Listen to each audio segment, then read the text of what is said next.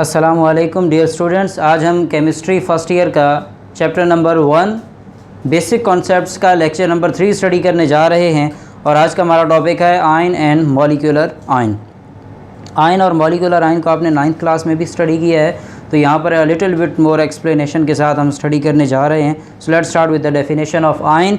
Ion क्या है? Ion when an atom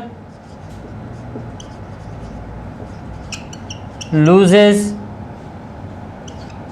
or gain electron, it is converted into ion। जब भी कोई एटम इलेक्ट्रॉन को गेन करता है या लूज करता है तो वो किस में कन्वर्ट हो जाता है? आयन में कन्वर्ट हो जाता है। अब अगर कोई एटम इलेक्ट्रॉन गेन करेगा तो वो कन्वर्ट होगा कैटायन में, और अगर इलेक्ट्रॉन लूज करेगा अगर इलेक्ट्रॉन गेन करेगा तो वो कन्वर्ट होगा एनायन में, और अगर इलेक्ट्रॉन को लूज करेगा तो वो कन्वर्ट होगा कैटायन में। तो कैटायन के केस को पहले देखते हैं। कैटायन जो है अमूमन इनके ऊपर पॉजिटिव चार्ज होता है and they are formed by loss of electron. जब भी कोई एटम इलेक्ट्रॉन को लूज करता है तो वो कैटायन में कन्वर्ट होता है और उसके ऊपर पॉजिटिव चार्ज होता है। अब ये प्रोसेस कैसे होता है? सपोज आपके पास कोई भी न्यूट्रल एटम है ए, यानी कि जिसके ऊपर अभी कोई चार्ज नहीं है, और आप उसको क्या करते हैं? एनर्जी देते हैं। Sufficient amount of energy is added to the neutral atom A, then क्या होगा कि ए जो है ये इलेक्ट्रॉन को लूज करेगा और इसके ऊपर पॉजिटिव चार्ज आ जाएगा, और उसके साथ साथ एक इलेक्ट्रॉन क्या हो गया? लूज हो गया है। अब ये सारे का सारा प्रोसेस जो हुआ है इसमें आपने क्या किया है? एनर्जी को सप्लाई किया है। तो एनर्जी सप्लाई करने की वजह से ये जो रिएक्शन है ये कौन सा है? एंडोथर्मिक रिएक्शन है।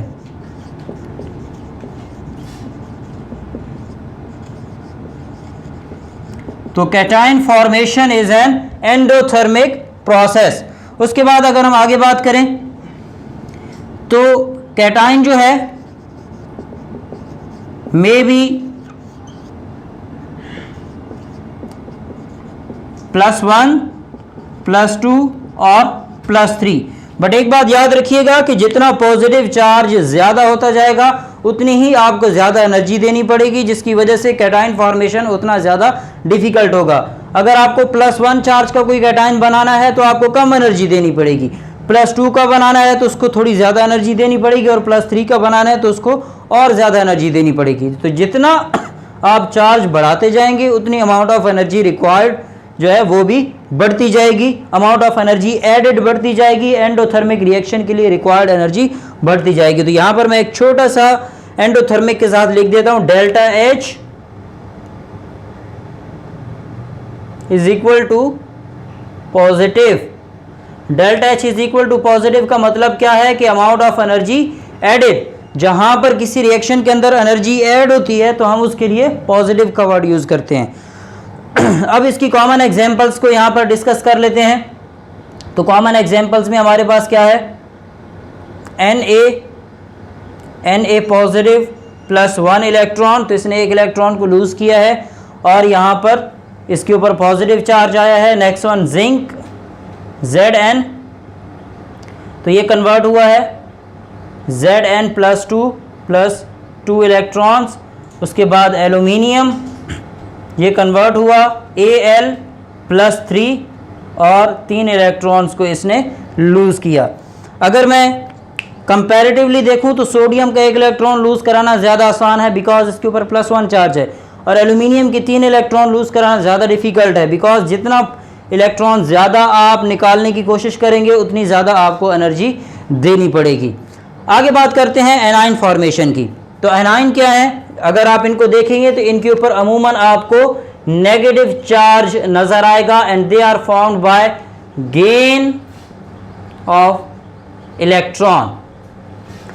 अब गेन ऑफ इलेक्ट्रॉन कैसे होगा? सपोज आपके पास कोई भी न्यूट्रल एटम B है, और न्यूट्रल एटम B को जब आप कोई भी इलेक्ट्रॉन देंगे तो उसके साथ क्या होगा?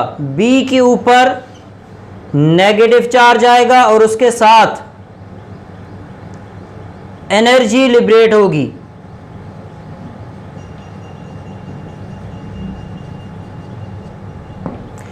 एनर्जी लिबरेट होने का क्या मतलब है कि जब आप इस रिएक्शन को कैरी ऑन कर रहे होंगे तो जो सिस्टम है उसमें से एनर्जी बाहर आएगी, और वो क्या प्रोसेस होगा? वो प्रोसेस होगा एक्सोथर्मिक।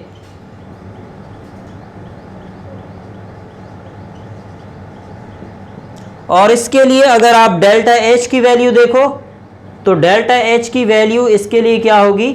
नेगेटिव होगी, यानी कि सिस्टम में से एनर्जी बाहर आ रही है। जब सिस्टम में से एनर्जी बाहर आ रही होती है तो उसके लिए नेगेटिव का वर्ड यूज किया जाता है। जब सिस्टम के अंदर एनर्जी दाखिल हो रही हो तो उसके लिए पॉजिटिव का वर्ड यूज किया जाता है। अब आप देखेंगे कि जो एनाइन है it may be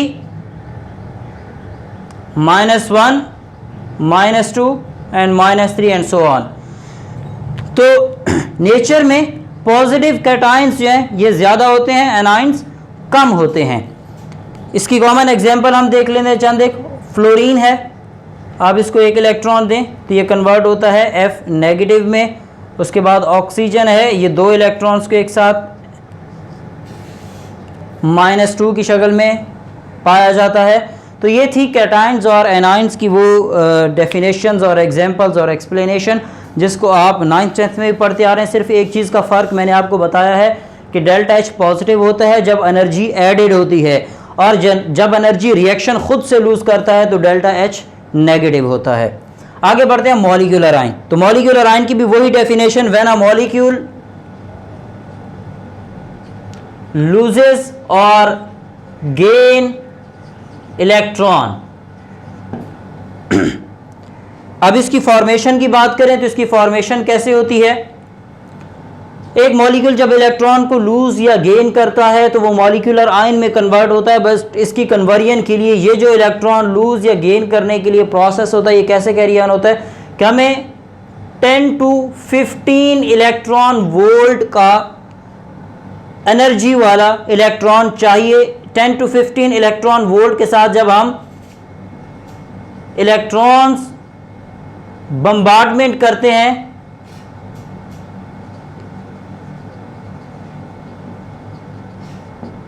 on neutral atom,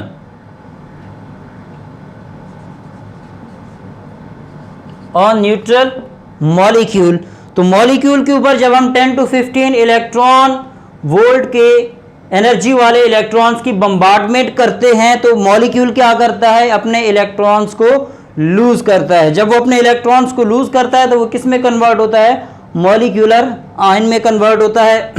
अमूमन ये रिएक्शन कहाँ पे प्रोसीड हो रहा होता है? ये आप मैस स्पेक्ट्रोमीटर के अंदर इस रिएक्शन को प्रोसीड करते हैं।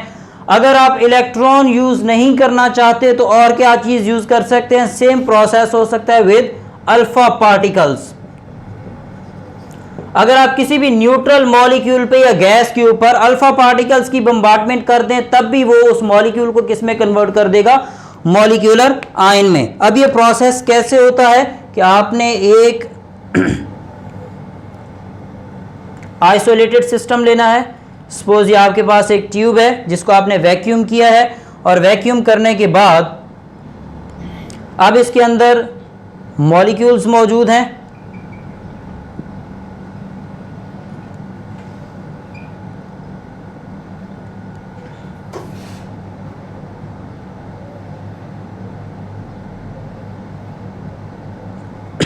तो जब आप इसके ऊपर 10 to 15 इलेक्ट्रॉन वोल्ट के इलेक्ट्रॉन्स की बम्बार्डमेंट करते हैं तो बम्बार्डमेंट से क्या होगा कि ये इलेक्ट्रॉन चूँकि हाई एनर्जी इलेक्ट्रॉन है तो ये क्या करेंगे?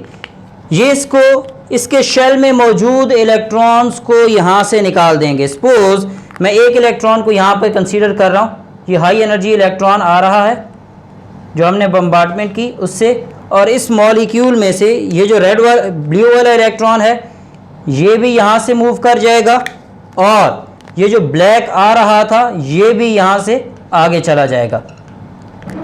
सो इन दिस वे आपने देखा कि सपोज आपके पास जो गैस है इसको मैं रिप्रेजेंट करता हूँ m से। आपने इसको कोलाइड किया विद 1 इलेक्ट्रॉन, तो मैंने इसको एक इलेक्ट्रॉन के साथ कोलाइड कर दिया। अब क्या हो रहा है? m के पास से एक इलेक्ट्रॉन चला गया तो इसके ऊपर चार्ज कौन सा आया, m पॉजिटिव, और उसके साथ एक इलेक्ट्रॉन ये जो इसका अपना लूज हुआ है और एक ऑलरेडी इलेक्ट्रॉन जो आ रहा था, तो कितने इलेक्ट्रॉन हो गए टोटल, 2 इलेक्ट्रॉन्स। तो आपने देखा कि एक इलेक्ट्रॉन ने इस ऑलरेडी मौजूद इलेक्ट्रॉन को निकाला है, किस तरह से कि 10 to 15 इलेक्ट्रॉन वोल्ट की एनर्जी रखने वाला इलेक्ट्रॉन जो था उसकी बम्बार्टमेंट हुई और गैस के वैलेंस शेल में मौजूद एक इलेक्ट्रॉन को हमने निकाल दिया आयनाइजेशन की। अब इस आयनाइजेशन से क्या हुआ कि मैटर जो था, कोई भी गैस थी और उसके ऊपर एक इलेक्ट्रॉन की बम्बार्टमेंट हुई तो मैटर के ऊपर प्लस चार्ज आया और उसके साथ 2 इलेक्ट्रॉन मैंने लिखे, एक इलेक्ट्रॉन ऑलरेडी ये ब्लैक वाला और दूसरा ब्लू वाला। तो एंड पे टोटल इलेक्ट्रॉन कितने, 2, और इनिशियली कितने हैं, 1 इलेक्ट्रॉन है। तो 1 इलेक्ट्रॉन इनिशियल और एंड पे 2 electron. So in this way हमने क्या किया, हमने एक मॉलिक्यूल को किस में कन्वर्ट कर दिया, मॉलिक्यूलर आयन। तो यहां पर ये क्या है, मॉलिक्यूल है, और यहां पर क्या है, मॉलिक्यूलर आयन है। अब ये जो मॉलिक्यूलर आयन बना है इसके ऊपर चार्ज कौन सा है, पॉजिटिव है। तो एक बात याद रखिएगा कि जब हम मॉलिक्यूलर आयन का टॉपिक पढ़ रहे होते हैं तो हमें अमूमन जो ज़्यादा मिकदार में नज़र आते हैं वो होते हैं पॉजिटिव मॉलिक्यूलर आयन, यानी कि molecular cations are more than molecular anions.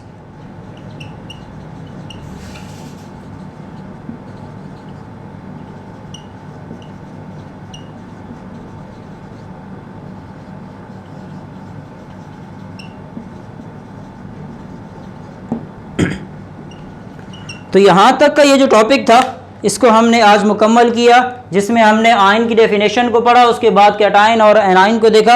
आज के इस टॉपिक में से आपको एज अ शॉर्ट क्वेश्चन जो पूछा जा सकता है वो है डिफाइन कैटायन, डिफाइन एनायन, या फिर डिफाइन मॉलिक्यूलर आयन, या how molecular ion is formed. तो ये एज अ शॉर्ट क्वेश्चन तीनों आपसे पूछे जा सकते हैं। इंपॉर्टेंट एमसीक्यूज जो आपसे पूछा जा सकता है वो है एंडोथर्मिक रिएक्शन और डेल्टा एच की वैल्यू। Delta H for cation formation is positive, negative, none of these, इस तरह का कोई भी ऑप्शन आपको दिया जा सकता है, तो आपने इसको एज अ एमसीक्यूज प्रिपेयर करना है। In the same way anion formation exothermic है, इसको भी आपने एमसीक्यूज के तौर पे प्रिपेयर करना है। और मॉलिक्यूलर आयन की अगर हम बात करें तो कौन कौन से मेथड है, with the help of alpha particles आप इसको प्रोसेस करवा सकते हैं, या फिर 10 to 15 इलेक्ट्रॉन वोल्ट के इलेक्ट्रॉन की मदद से आप इसको आयनाइज करवा सकते हैं। तो यहाँ तक आपका आज का टॉपिक मुकम्मल हुआ। कल इंशाल्लाह फिर मुलाकात होगी एक नेक्स्ट टॉपिक के साथ। तब तक के लिए अल्लाह हाफिज़।